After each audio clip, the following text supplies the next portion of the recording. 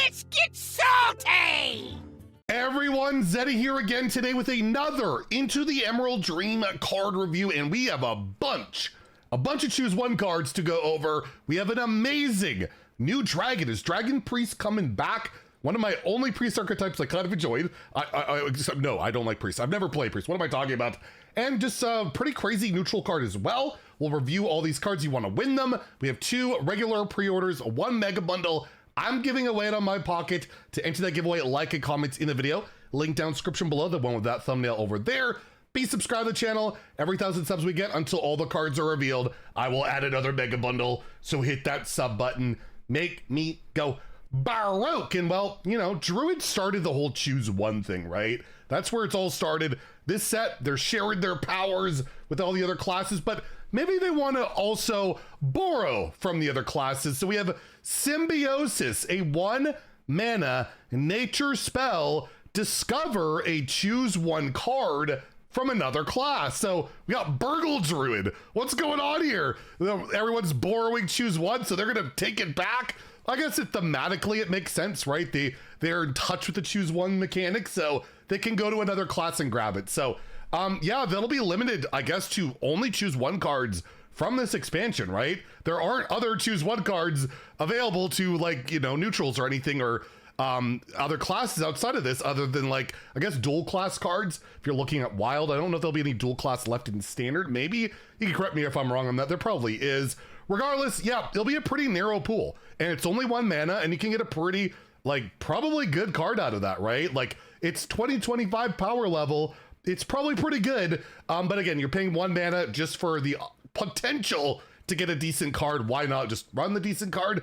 We'll see. But again, you can also, unlike other classes, you can play that newly buffed Fandral that has 6 health and use that card with your Symbiosis generated spell, right? So, or card, doesn't have to be a spell. It's just choose one card in general. Kind of a cool one. You can play some Quest Druid, you know, combine the choose one effects there in wild with some Quest Druid if you're still trying to make that card work in today's game. But overall, I feel like these cards don't see a ton of play. It doesn't have like mana cheat attached to it. It's just another choose one card. And yeah, Druid can do some stuff to, you know, again, benefit a bit more. I just don't know if you're really hard running your deck, but maybe there'll be more stuff that makes, you know, you really want more choose one stuff in Druid this set. Overall, I'm gonna give it 2 out of 5 in standard and wild. Not entirely sold, again, for those reasons I stated. But, you know, if there's like enough choose one payoffs for Druid in particular, yeah, I might want to utilize another class's stuff for that. We have a Hunter choose one spell, and it's a cool one. The Grace of the Great Wolf, a 4 mana spell. So choose one, deal 4 damage to the enemy hero. It's like Mind Blast for 4 mana, and it deals 1 less. It doesn't do anything other than to the enemy hero. You would feel like it just deal 4 damage would be a lot better, but no. So that's a pretty awful option, I'm not gonna lie. Or summon 2 3/2 wolves with Rush, which is really nice. It's a 4 mana 6/4 with Rush. It's, I guess, similar to the Pirate for a Rogue, which is 3 mana. You gotta combo it, which is also not good enough in today's game.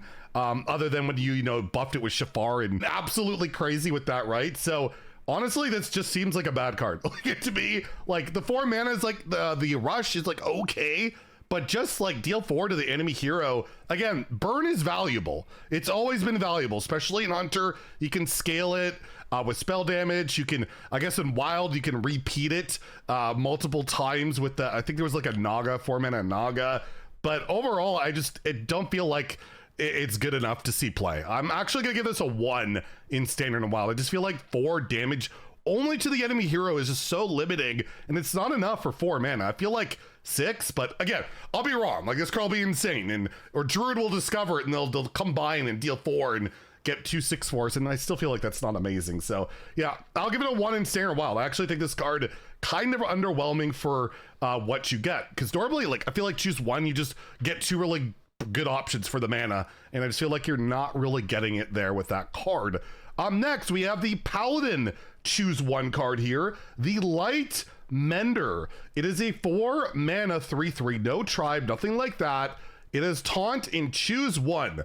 You either choose +3 attack in Divine Shield or +3 health and lifesteal. So it's like Ascension with 1 extra health and lifesteal. Not bad, although we saw a similar card like that in Demon Hunter. It just was a 3/5 lifesteal.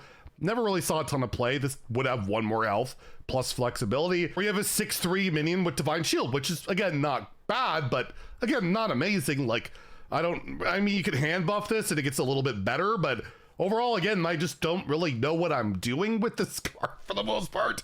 It seems, again, not amazing. It's a good pick in Arena. I feel very good picking this in Arena, but on Ladder, where things are so crazy, I just can't see a card like Lightmender really having a huge impact. I think I gotta give it a 1 in Standard and Wild again. Like, I just don't see this as a big time meta player or a meta player at all. Like, I just don't think you're putting this in your constructed deck unless there's some synergies I'm not thinking of or we don't know yet.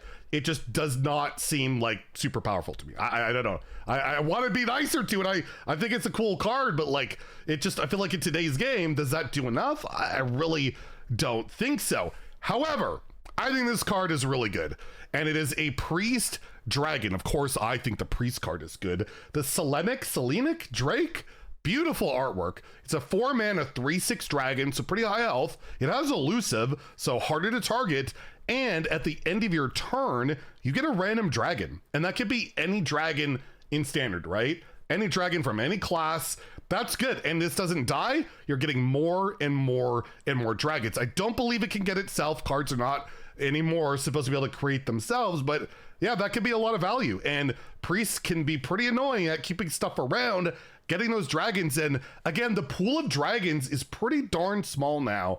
With a ton of those dragons rotating out, you're mostly just going to be getting new modern dragons from this expansion and a couple in the core set. I think this is going to be a pretty decent card. It's just, will there be enough dragon stuff to go, you know, make Dragon Priest come back? But yeah, I played a lot of Dragon Priest during, like, I think Mean Streets and, you know, like the Kazaka stuff. That was pretty cool back then. And yeah, hopefully this sees some play. I'll be optimistic in an Arena. My God, yeah, this is how it's taught. You gotta kill it. That's gonna be so annoying in Arena.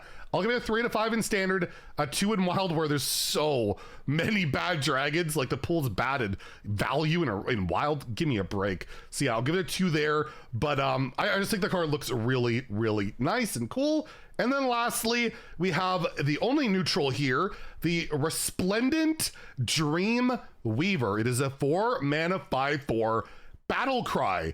If you've imbued your hero twice, deal 5 damage to a minion. So this cannot go face. You can hit your own stuff, I guess.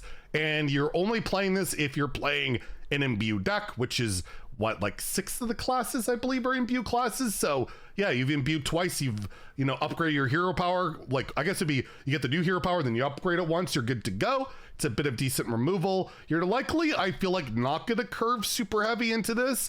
Like, to have it imbue into an imbue early is probably not super likely, but I guess we'll have to see more cards.